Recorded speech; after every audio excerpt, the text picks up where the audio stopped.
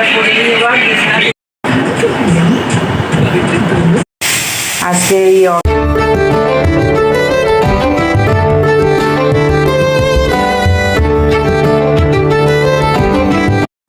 Good morning বন্ধুরা। সকালবেলা ঘুম থেকে 6টার সময় উঠেছিলাম। উঠে একটু বসে ঘুরে টুরে উঠোন দিয়ে একটু হাঁটাহাঁটি করলাম, করে টোরে আবার এসে ঘুম ঘুম পাচ্ছে। তারপরে এসে আবার একটু শুয়ে পড়লাম। তারপরে খানিকক্ষণ বাদেই নোংরাওয়ালা বাসি দিচ্ছে। আবার উঠলাম, উঠে এই নোংরা টোংরা ফেলে দিয়ে আসলাম। দিয়ে এসে আমাদের বাইরে যে কলটা আছে, ওই কলের চাতালের থেকে সেই জল যাচ্ছে না। এইবার সেই পাশের বাড়ির ড্রেনের কাজ করেছিল, সব মাটি জমে রয়েছে। এবার সব উজন জল ঢুকছে। এবার সেইখান থেকে মগে করে করে খানিকটা জল ফেললাম, দেখি জল নেওয়া যায় কি না। তারপরে করে এই চা খেলাম। এই চাটা খেয়েই বসে আছি।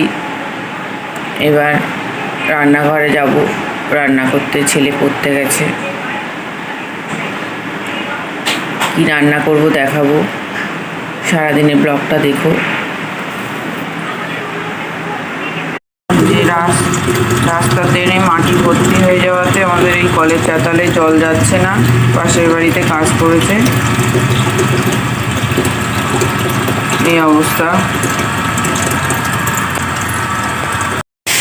আজকে এই এখন বলছে অফিস যাবে না বলেছিল আগে, এখন যাবে বলছে। সেই জন্য তাড়াতাড়ি করে রান্নাটা বসালাম।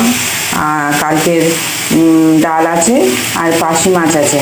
আর মা সকালে উঠে ভাত আর রুটি ভাজা করেছে টিফিনে।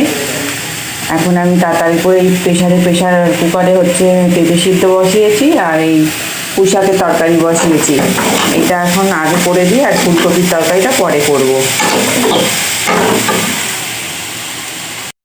ছেলের বাবার খাবার বেড়ে নিয়েছি, সকালের টিফিন দিয়ে আসি ওদেরকে। আমি আর আমার মা পরে খাবো।